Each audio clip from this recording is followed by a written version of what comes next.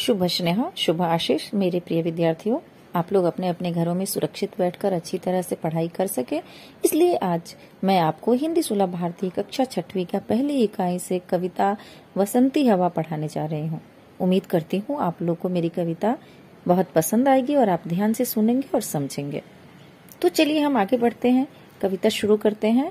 बसंती हवा। प्रस्तुत कविता में हवा की आवश्यकता और महत्व को बताते हुए बसंत ऋतु के समय प्रकृति के अप्रतिम सौंदर्य का वर्णन किया गया है। अप्रतिम यानी अनोखा, अजूबा, बहुत ही सुंदर तरीके से प्रकृति का जो सौंदर्य है उसका वर्णन किया गया है। अब हम आगे बढ़ेंगे तो कविता पढ़ने से पहले हम इसके कुछ कठिन शब्दों पर ध्यान देंगे, जिससे हमें यह कविता आसानी से समझ में आएगी और आसानी से हम इसे पढ़ पाएंगे।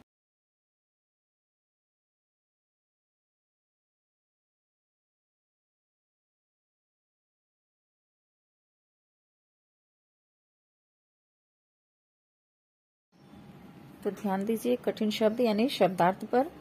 बसंती यानी वसंत ऋतु को कहा गया है। वसंत ऋतु में जो हवा बह रही है उसे बसंती हवा कहा गया है। अनोखी यानी अलग दिखने वाली, अलग तरीके से दिखने वाली को हम अनोखी कहते हैं। निडर यानी निर्भय, बिना डर का। मुसाफिर यानी यात्री। शीश मतलब सिर। बावली मतलब सीधी सी, अपने धुन में मस्त मौला रहने वाली, अपने धुन में चलने वाली को बावली कहते हैं। मस्त मौला यानी मनमौजी, जो अपने मन की करे। एक तरह से बावली और मस्त मौला मिलता जुलता शब्द है। मस्त मौला यानी मनमौजी। फिकर मतलब चिंता। महुआ एक प्रकार का वृक्ष है। एक पेड़ को हम, वृक्ष को हम महुआ का पेड़ कह सकते हैं या महुआ कह सकते हैं। झकोरा यानी झोंका, हवा के झोंके को झकोरा कहते हैं। पहर, पहर मतलब प्रहर, टाइम का एक समय का नाम दिया गया है पहर। जैसे 2 पहर, 1 पहर, 3 पहर, जो आप इंग्लिश में गुड आफ्टरनून, गुड मॉर्निंग बोलते हो, तो पहर यानी समय को प्रहर कहते हैं। अलसी, अलसी सरसों का, तिलहन का एक प्रकार है। जैसे आपने राई देखा होगा घर में, उसी तरह से अलसी भी होता है, उसे हम सरसों कह सकते हैं। सरसों के जैसा नहीं होता है, लेकिन जिस तरह से सरसों है वैसा ही एक अलसी भी होता है, सरसों की तरह होता है, तिलहन का एक प्रकार।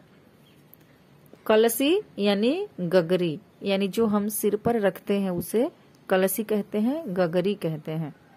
अब हम यहाँ पर थोड़ा सा कवि के बारे में भी जानेंगे कि इस कविता को किसने लिखा है और उनका जन्म कब हुआ है, कहाँ हुआ है, यह जानना भी हमारे लिए जरूरी है। तो कविता शुरू करने से पहले हम कवि के बारे में थोड़ी सी जानकारी लेते हैं। कविता बसंती हवा के कवि हैं केदारनाथ अग्रवाल जी। इन्होंने यह कविता लिखा है। इनका जन्म 1 अप्रैल 1911 में हुआ और इनकी मृत्यु 22 जून 2000 में हो गई। इनकी मुख्य रचनाएं हैं देश देश की कविताएं, अपूर्वा, आग का आईना, पंख और पतवार। ये सारी कविताएं इन्होंने लिखी है। पुष्पदीप भी है इसमें। केदारनाथ अग्रवाल जी छायावादी युग के प्रगतिशील कवि माने जाते हैं।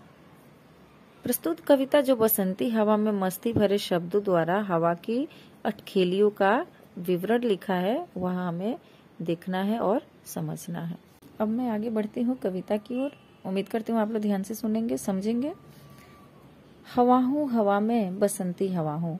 यहाँ पर हवा अपने बारे में बता रही है कि मैं हवा हूँ और मैं बसंती हवा हूँ, यानी बसंत ऋतु में बहने वाली हवा हूँ। सुनो बात मेरी अनोखी हवा हूँ, मेरी बात सुनो, मैं अनोखी हवा हूँ। बड़ी बावली हूँ, बड़ी मस्त मौला। हवा कह रही है कि मैं बड़ी ही बावली हूँ और बड़ी मस्त मौला हूँ, यानी अपने मन की हूँ। नहीं कुछ फिक्र है, बड़ी ही निडर हूँ। मुझे किसी का भी फिक्र नहीं है, किसी की भी फिक्र यानी चिंता नहीं है, बड़ी ही निडर हूँ, मैं बहुत ही निडर हूँ। जिधर चाहती हूँ उधर घूमती हूँ, मुसाफिर अजब हूँ, हवा हूँ हवा में बसंती हवा हूँ। कह रही है कि मैं जिधर चाहती हूँ उधर ही घूमती हूँ, मैं बड़ी ही अजीब किस्म की, अजीब प्रकार की मुसाफिर हूँ। मुसाफिर आप लोगों को मालूम होगा बच्चों, मुसाफिर मतलब इधर उधर चलने वाले लोग को मुसाफिर कहते हैं। जो आज यहाँ कल वहाँ जो बहुत सफर करते हैं उनको मुसाफिर कहा जाता है। तो हवा अपने आप को मुसाफिर कह रही है और कह रही है कि मैं जिधर चाहती हूँ उधर घूमती हूँ, मुसाफिर अजब हूँ, हवा हूँ हवा में बसंती हवा हूँ। आगे है चढ़ी पेड़ महुआ थपाथप मचाया। हवा बता रही है कि मैं चढ़ी पेड़ महुआ, मैं महुआ के पेड़ पर, मैंने पहले आप लोगों को बता दिया है शब्दार्थ में कि महुआ एक प्रकार का पेड़ का नाम है। तो हवा कह रही है कि चढ़ी पेड़ महुआ थपाथप मचाया, मैं महुआ के पेड़ पर चढ़ी और वहां भी बहुत मस्ती की, हिलोरा मारा, इधर उधर घूमी, मस्ती की।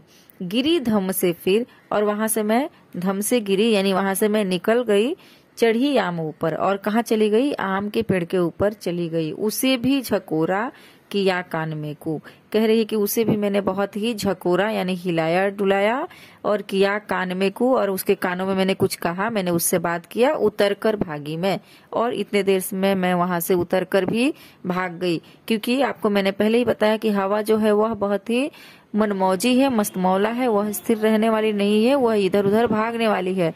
तो आम के पेड़ पर भी गई, महुआ के पेड़ पर भी गई, उनके कानों में हवा कुछ कही, उन्हें हिलाया डुलाया, और वहां से भी बता रही है कि उतर कर भागी मैं हरे खेत पहुंची, और मैं हरे खेत में चली गई, वहां गेहूं में लहर खूब मारी। और हरे खेत में गई तो जो गेहूं प्रफुल्लित हुए थे, निकले हुए थे, गेहूं के जो छोटे छोटे कड़ अंकुरित हुए थे, उनके ऊपर यह खूब लहर मारी, यानी मस्ती की, घूमी। हवा हूँ हवा में बसंती हवा हूँ, मैं इसी प्रकार की हवा हूँ, मैं बसंती हवा हूँ, मैं ऐसे ही घूमती रहती हूँ। आगे कह रही है हवा अपने बारे में कि पहर दोपहर क्या अनेकों पहर तक, यानी सिर्फ सुबह दोपहर में ही नहीं, मैं अनेकों पहर में, यानी हर पहर में, हर टाइम में इसी में रही मैं बहुत देर तक इसी में रहती हूँ। हवा कहाँ रहते हैं? ज्यादातर बाहर, पेड़ पौधे, झाड़ जंगलों में, बाहर के माहौल में ही हमें हवा मिलते हैं। कैसे जब हम घबरा जाते हैं तो बोलते हैं थोड़ा बाहर निकल के जाते हैं हवा लेने, तो वही कह रही है कि पहर दो पहर क्या अनेकों पहर तक इसी में रही मैं, खड़ी देख अलसी लिए शीस कलसी। और बोल रही है कि मैंने देखा, अलसी को देखा, यानी सरसों की तरह यह भी तिलहन का एक प्रकार है, तेल इससे निकलता है। कह रही कि मैंने अलसी को अपनी आंखों से देखा, जो लिए शीस कलसी, जो अपने सर पर क्या ली हुई थी?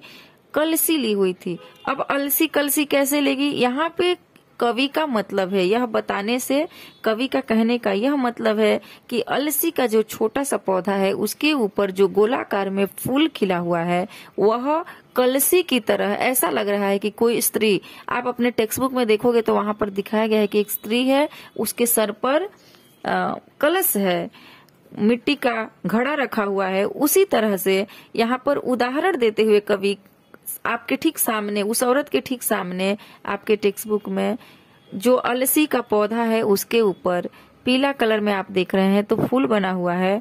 यहाँ पर कवि यही कह रहे हैं कि मैं हवा हूँ, और मैं जब वहां पर पहुंची जहां पर मैं सिर्फ पहर दोपहर नहीं अनेकों पहर तक रहती हूँ, ऐसे जगहों में जब मैं पहुंची तो इसी में मैं रह गई, इसी में घूमते रह गई इधर उधर। और खड़ी देख अलसी, और मैंने अलसी को खड़ा देखा, जो कि अपने शीश पर, अपने सिर पर क्या ली हुई है? कलसी ली हुई है। मुझे खूब सूझी हिलाया जुलाया, कह रही कि फिर मुझे ऐसा लगा कि इसको भी हिलाना डुलाना चाहिए, तो मुझे खूब सूझी हिलाया झुलाया, मतलब उसे भी मैंने खूब हिलाया झुलाया। गिरी पर न कलसी, लेकिन फिर भी एक भी जो फूल लगे हुए हैं अलसी के ऊपर वह गिरे नहीं। इसी हार कोपा हिलाई न सरसों, कह रही कि जब तब मुझे लगा कि मैं अब हार जाऊंगी, मैंने कलसी के फूल को नहीं गिरा पाया, तो मैं सरसों के तरफ गई ही नहीं। सरसों और अलसी मैंने आपको पहले ही बताया है कि दोनों तिलहन के एक प्रकार हैं। जिस तरह से सरसों यानी राई आपने देखा होगा अपने घरों में, गोल गोल और हल्का सा ब्लैक कलर में, पूरी तरह से ब्लैक नहीं होता है। सरसों जो रहता है वो आप मम्मी से मांग के आज ही देख लेना कि सरसों कैसा होता है। और अलसी उसी तरह से तिलहन का एक प्रकार है। तो कह रही कि जिस तरह से जब मैं अलसी से हार गई तो फिर मैं सरसों के पौधों को नहीं हिलाई, झुलाई न सरसों, कह रही कि तब मैं हिलाई न सरसों, झुलाई न सरसों। फिर मैं अपनी हार को समझ गई कि इन पौधों को मैं कुछ नहीं कर पाऊंगी, और मैं उन्हें नहीं हिलाई। हवा हूँ हवा में बसंती हवा हूँ, मैं बसंत ऋतु में बहने वाली हवा हूँ, बहुत ही मस्तमौला, बहुत ही मनमौजी और बावली हवा हूँ। इस प्रकार से आपका यह कविता बहुत ही अच्छे ढंग से समाप्त होता है। ध्यान से आप लोग पढ़िए। एक बार समझ नहीं आए तो आप लिंक बार बार खोलिए, बार बार पढ़िए। और अगर आपको कहीं कोई डाउट लगे, कोई शक संदेह हो तो आप मुझसे कमेंट द्वारा पूछ सकते हैं।